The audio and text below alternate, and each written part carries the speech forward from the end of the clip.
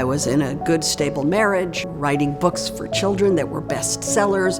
I was getting more and more work and more fame and attention and adulation. I got more as my addiction got worse, not less. My high bottom made that denial much more pervasive because it was all working. It's not working because if you are asking yourself, can I stop this? Then you're in a prison of your own mind.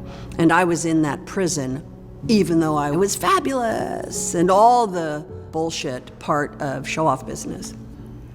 I had been nursing a secret Vicodin addiction for a very long time, over 10 years. Not one person knew except a Brazilian healer woman. She had been staying with us. And this was December of 98.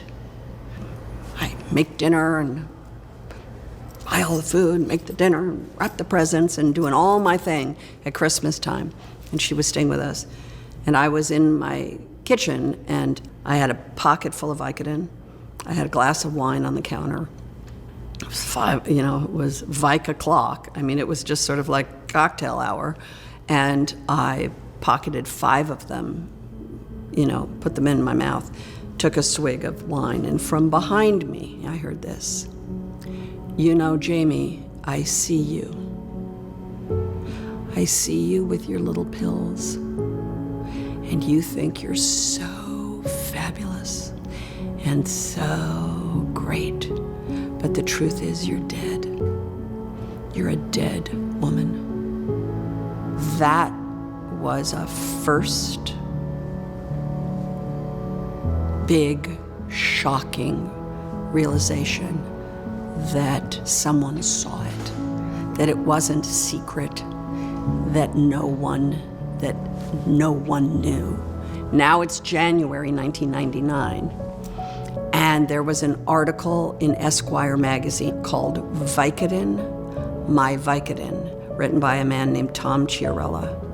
And in the article, he describes outing himself by writing the article, that by writing the article, he knew his doctors wouldn't give them to him. He knew that his wife and family were going to be on to him. He was outing himself for a secret that he'd been carrying. And that spoke to me probably louder than anything else. All of a sudden, I went, oh, someone else is just like me. So by February, I went to a friend of mine, early February, and I went to a friend of mine, and we both had kids the same age, and I kind of like sidled up to her and kind of like, and finally, was able to say that I had a problem with Vicodin. And she looked at me and said, yeah, I know, me too. Isn't it amazing? And she gave me, at that moment, the number of a doctor who would write you script. Because prior to that, I didn't really get it from doctors. 5-finger discount, here and there. I had my ways. That night, when I woke up sometime between sleep and waking, I had a moment of clarity which saved my life, which is simply this.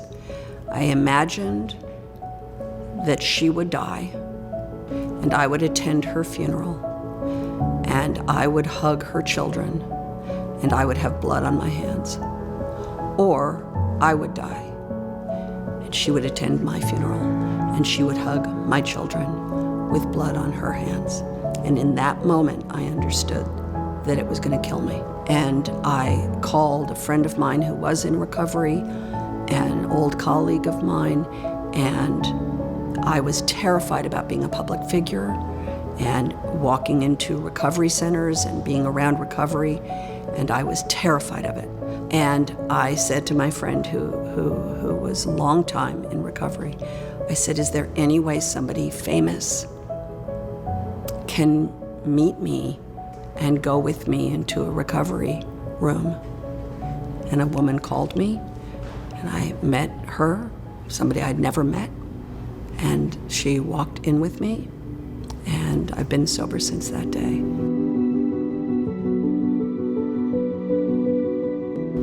The beautiful part of being able to acknowledge your own illness, being an alcoholic, being a drug addict, to call yourself an alcoholic or a drug addict is a badge of honor, because the secret, the shameful secret, is the reason why it is such a pervasive illness in our industry, in every socioeconomic strata, in every country in the world.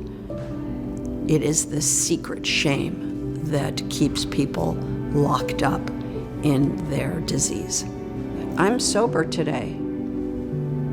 Am I going to be sober for the rest of my life? I hope so. I'm going to do everything I can to be. But I'm saying I am an addict, and I am in recovery, and I work a hard, good program, and I pay a lot of attention to it, but it's a pernicious disease. I've broken ribs twice last year, and I had to take the very drug that I loved. I was required to take in order to be able to exist, but I did it in a very carefully, very prescribed, very monitored way with a lot of contact. And there was no secrecy. I wasn't hiding it. It was out. The bottle was on the counter. My husband was like, everybody knew. You know, that's a big change for me. But I mean, I'm an addict, so I'm in recovery. I'm not recovered, never will be, but I am working on it.